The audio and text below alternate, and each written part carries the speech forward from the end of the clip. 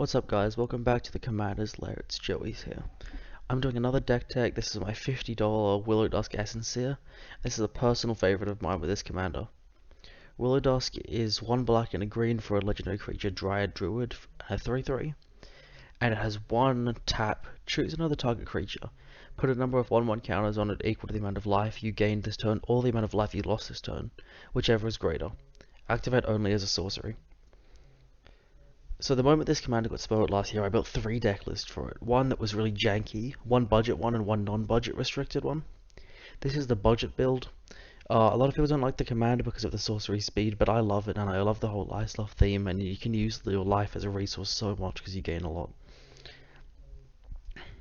Before we get into the video, please do recommend me a commander, because I can build a deck just for you if you tell me what you want me to do and which commander you'd like.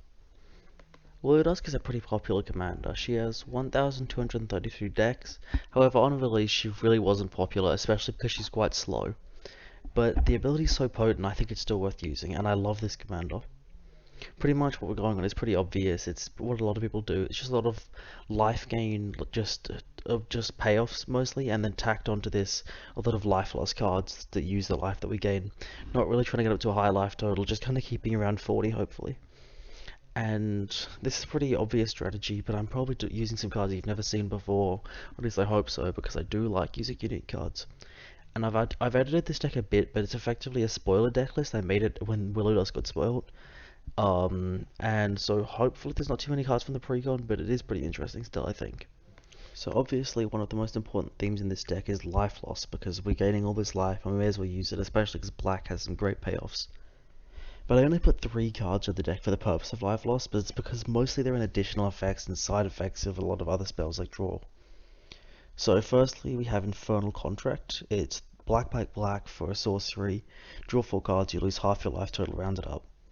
This isn't great because it's triple black, but generally we can get it, and especially late game when we actually want this kind of effect. So draw 4 for 3 is obviously a great rate, but it's risky and I definitely wouldn't put it in any other deck. 20 odd counters is generally great, and definitely having like a 20/20 with trample can end the game very easily, which can be enabled by Willowdusk. Phyrexian Delve is a lot less risky. It's 3 black for a creature zombie with a 3/2. When it enters, you return target creature from your graveyard to the battlefield and lose life equal to that creature's mana cost. So there's a lot of creatures in this deck, so this works really well. And so even up to 9 counters at a maximum of Titan Rex is in the bin. It's the most expensive creature, and this deck really uses life as a resource. So a lot of other cards do that, and even some of our lands. So these are just great picks, but we don't really need much more life loss than that. To make sure we have some life to use these effects, we need to make sure we've gained lots throughout the game. So that's one of the most important categories in this deck, with 18 cards in it. And Prism Ring is a great pick for this. It only costs 1 mana, it's an artifact, and when it enters you choose a color. Generally we'll choose black for this deck, and whenever you cast a spell of the chosen color you gain 1 life. So being a 2-color deck, we can pretty reliably gain 5+ life, which in my opinion is definitely enough for 1 mana. Often you can get even more if the game drags on, which it definitely can in my meta. So 7 or 8 counters for 1 mana can be amazing. Deathwatch is a card that you definitely want to be on the lookout for. So you can play it on your own creature, but obviously you want to put it on your opponent's. It's 1 black for an enchantment. When the enchanted creature is put into the graveyard, its controller loses life to its power, and you gain life equal to its toughness. So you can put this on your own creature, but mostly you want to put it on your opponent's. So if they have, say, a 7/7, which is a pretty big creature, but it's pretty easy to get in a commander game, that means that they will lose 7, you'll gain 7, which is 7 1/1 counters for us, and 7 life loss for them, which is pretty big swing. And 7 less damage that we're going to have to do to them. As this is especially useful if you're planning to board wipe, or just expect the creature to die through combat or another effect. This card may not seem like much, but it's definitely got some massive value. Momentous Fall is just one of the best cards in this deck. It's 2 green for an instant, so you can cast it as a board wipe happens or a kill spell, so you can really catch someone out with some amazing value. So as an additional cost to cast a spell, you sacrifice a creature. You draw cards to the sacrificed creature's power, and then you gain life equal to its toughness. So this is just one of the best cards in the deck. So we can make something big, and then recycle it. So if we have a 10/10, we can sacrifice it, we gain 10, draw 10, and then put all those 10/10 counters back onto another creature with Willowdusk. So if we had a 2/2, we can make it into a 12/12, which is even bigger. And with that life gain, and draw so many cards. I've even drawn up to 30 cards off this. It's an amazing pick. And then another personal favorite of mine in this category is Sheltering Word. It's only 2 mana, 1 and a green for an instant. Target creature you control gains hexproof until end of turn. You gain life equal to its toughness. This is just excellent. It honestly just outperforms every time I play it. It's not great to play on Willowdusk because you only gain 2 life, but if you need to, you can use it for hexproof in a pinch to keep it alive. Although I found Willowdusk doesn't get targeted too much by cells. But what you can do is play it on your biggest creature. Even if it's not for the hexproof, you can even just play as a buff, because a 2 mana +8/+8 or +10/+10 or even +20/20 is an amazing little combat trick for 2 mana. So now that we're gaining all this life, and Willowdusk puts counters on creatures, we have to find some good targets for that. So Ghoultree is a vanilla creature, but it's pretty good. It's 7 green for a 10/10, but it costs 1 less to cast for each creature card in your graveyard. So this often costs pretty much nothing late game or even mid game, because it usually costs about 5 mana, which for a 10/10 is great. And it doesn't have trample, so it's hard to punch through, but every once in a while it can be good, and just a constant attack to get creatures off our opponent's board isn't too bad. Titanoth Rex, on the other hand, is amazing. It's 7 green for an 11/11 with trample, which is great to put counters on, or an 11/11 already is just massive. However, you can cycle it for 1 and a green, and when you cycle it, you can put a 1/1 counter on another creature you control. So you can put it on those vanilla creatures like the Ghoultree or anything else that could do with trample, just to punch through. For only 2 mana as well, it's a great pick. Clackbridge Troll can get pretty confusing with the board state, and sometimes it's not great whether you should attack with it or not, but it's a 3/black for 8/8 with trample and haste, and when it ETBs, target opponent creates 3/01 white goat creature tokens, and at the beginning of combat on your turn, any player may sacrifice a creature, and if they do, you tap Clackbridge Troll and gain 3 life and draw a card. So oftentimes it's not great to put all your counters on Clackbridge Troll, because their opponents can tap it down pretty easily if it gets too big. But an 8 mana for 5 mana is an 8/8 for 5 mana is still pretty good.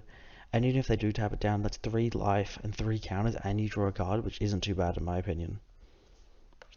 We're playing a pretty ramp light deck, with 7 ramp cards, which isn't too bad, but it is a little bit low, just like my last deck. So we're playing a lot of generic ramp, like Talisman of Resilience. It's 2 mana artifact, tap for a colorless, or tap for black or green, and it deals 1 damage to you, which has a little bit of the 1 damage synergy to get us a 1/1 counter, but it's pretty generic and not too special. The only unique kind of ramp we have is from the Commander Pre-Gon. It's Ezra Channeler. It's quite expensive. It's 5 and a green for a 4/6 with reach, so that 6 mana or that 6 toughness can trigger a couple of other cards in our deck as well, like Death's Watch. But it's a creature spells cost X less to cast, where X is the amount of life you've gained this turn, and you can tap it to gain 2 life. So at the best, you can tap it for 2, which isn't bad, or you can play another big effect and it'll tap and make everything free, which means you can get some pretty big cards down quite early, or maybe if you need a little bit earlier in the game.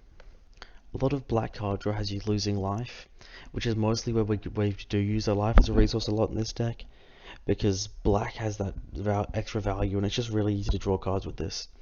This is pretty clear on Ancient Craving and Ambition's Cost, with Ambition's Cost, or Ancient's Craving being 3 black for a sorcery, you draw 3 and lose 3, which isn't a bad rate, and realistically, but that's a 3/1 counters as well, which is pretty great for us.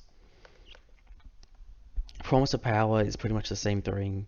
We won't use the second ability or the Entwine too much, but you can if you need to in a pinch.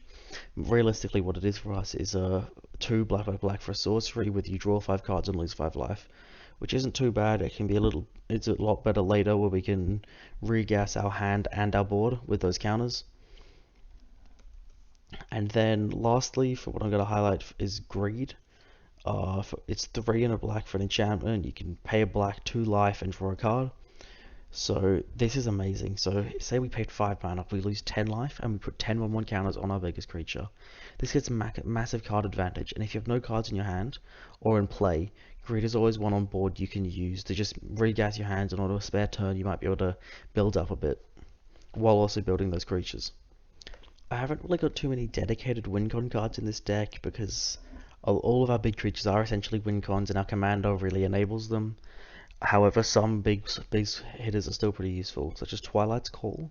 It's 4 black for a sorcery. However, you can pay 2 more and cast it as if it had flash, and each player returns all creature cards from the graveyard to the battlefield. So this is just great because we do play a decent amount of creatures in this deck, and just bring them all back for all their ETBs and all their life gain triggers and whatnot. They do synergize really well, and you can just have a massive board. And that pay 2 mana to get his flash is pretty good, especially in my mana meta. That's 8 mana, so instead of 6, but you can cast it on the end step before your turn and you get a board full of creatures, which is great in my opinion. Lifeloss does a similar thing, but on a much smaller scale. So we don't really care about the life cut side, but death, you can return target creature from your graveyard to the battlefield and lose life equal to a CMC. This is great because, so let's just give an example. So imagine you have Willowdusk out, right? And Verdant Sun's avatar is in the graveyard. You pay 2 mana to cast Death. You lose 5 life, because of the Verdant Sun avatar, and then you gain 7, and you get a 12/12. Because you can tap Willowdusk to get that 7 mana. This is great, as most of the decks just enables Willowdusk, which is a win con, and it's very easy to attack every turn through combat damage and effects like this that just lose you a bit of life for some payoff. This deck is sort of a proxy Voltron deck, so we do rely on Willowdusk and just one other big creature to really win the game. So if one of those gets taken out, particularly the big creature, we can get overwhelmed really easily and be left with little defense. So I've got 3 Wraths in the deck just in case this happens. Essence Pulse is 3 and a black. For a sorcery, you gain 2 life, and each creature gets -X, where X amount of life you gain this turn. So at worst case, it's some -2, which isn't bad, but the good part of this is that we can control how big this kill spell is. If we cast certain life gain spells or target certain things with our spells, we can gain as much life as we need to ensure that we can kill all of our opponent's creatures and just keep our key pieces alive, sacrificing just enough to make sure that we have that life just below what we need. Killing Wave is another great card in this deck. It's X and a black. For each creature its controller sacrifices it unless they pay X. So we can choose how much this is. Earlier we can pay a little less or a little more, just to ensure that that life gain cost is up. So the downsides to our opponents, if they really need to, and especially if we don't put as much mana into this, they can keep some of their creatures, but it is a big cost. I've included this because, not even regarding our own opponents, we can cast this and kill as many of our own creatures we need. So say we make that cost 6 or so, that's 7 mana, it's not too big, and we can just lose 6 life for any amount of our creatures and then take Willowdusk. So say we have 5 creatures out, we let 3 of them die, or we let 3 of them die and pay 12 life. We can still give about 12 or 1 counters or something, which is just massive for us. Especially if something has trample, and then this just kills our opponent's creatures as a bonus. Being in Golgari, this deck tends to be pretty removal heavy, because Willowdusk is slow, so we can keep our engine going before like we really start, and then because Ashes and other cards synergize so well. So that's a 1 black for a sorcery with exile 2 non-artifact creatures, and then Ashes to Ashes deals 5 damage to you. So 3 mana to exile 2 creatures, an amazing effect.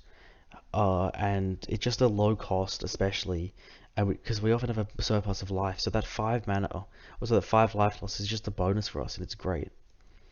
Consuming Vapors is a bit more risky of a pick. It's 3 and a black for a sorcery, target player sacrifices a creature, and you gain life to that creature's toughness, and it has rebound. So we don't get to pick the creature, which can make this pretty bad, but in a 4-player format, someone often has a 5/5 or something big that can gain us life and kill the creature, and then again the next turn we can repeat it. Worst case, let's say someone has a spell slinger, just like me with my Melik is at Paragon deck. You don't get much life out of it when they sacrifice their commander, but it's often the only creature on their board, and so you get rid of a big value piece, which is just great, and I can't really think of a downside to that. Severed Strands is 1 and a black for a sorcery. As an additional cost, you sacrifice a creature, you gain life with the creature's toughness and destroy target creature an opponent controls. A 2 mana black kill spell that kills us and gains us tons of life. This is just a shoo-in for this deck, and if you think it's too slow, reconsider because it really is great. That life gain can be pivotal and can really even win us the game for 2 mana while getting rid of a major piece in our opponent's board like their commander. For our last category, the lands, there really isn't much going on in the deck. We play 11 swamps and 8 forests. and in total we have a pretty decent land count of 35 plus 36 if you include Ark of Orozco, which I guess you can. So that's pretty good. We just want to, mostly what we want to do is just fix. So we've got a lot of 2-color budget lands, ones that enter tapped or untapped, just as long as we can get Willowdusk out. That's all the lands are there for. Thank you so much for watching. That's all for this deck. If you'd like to see more, please consider subscribing and leaving a like or showing my channel to your friends. It would mean the world to me to get this out there so more people can see my deck list and I can make more content for you guys. And again, if you have opinions on cards you think I've missed, let me know, or just tell me your comments on anything about Commander. I'd be happy to talk to you in the comments. Thank you.